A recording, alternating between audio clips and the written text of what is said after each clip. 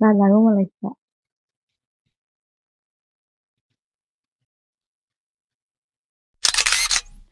अहिले सामाजिक सञ्जालमा गङ्गु छेत्रीको 7.2 काण्ड भाइरल भइरहेको छ।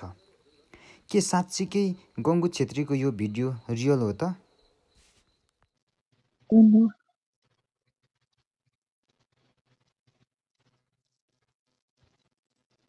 त।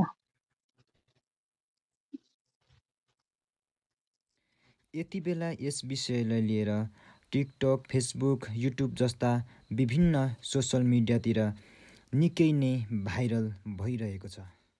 र यो भिडियो कसले लिक गर्यो भन्ने विषयमा पनि त्यति धेरै कसैलाई पनि जानकारी भएको छैन।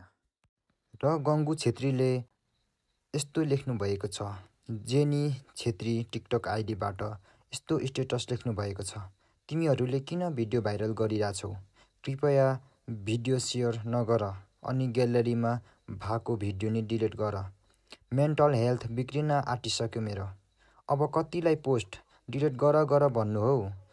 आफै मान्छेको दुःख परिस्थिति बुझेर पोस्ट डिलिट गरिदेऊ अनि ग्रुपहरूमा पोस्ट नगर भनेर गङ्गु छेत्रीले जेनी छेत्री आइडीबाट टिकटकमा स्टेटस लेख्नु भएको छ।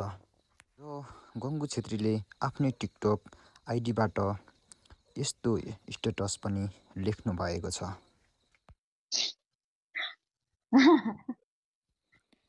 र यो भिडियो लिक कसरी भयो र कसले गर्यो भन्ने कुरा कसैलाई पनि जानकारी भएको छैन।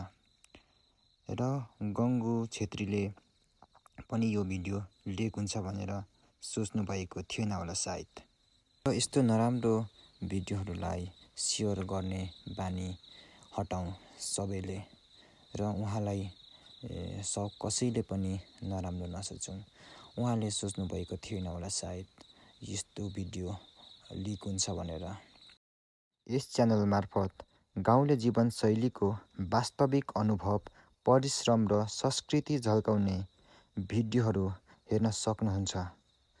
तपाईहरूले मेरो च्यानललाई सब्सक्राइब गर्नुभएको छैन भने कृपया मेरो च्यानललाई सब्सक्राइब गरेर जोडिनुहोला।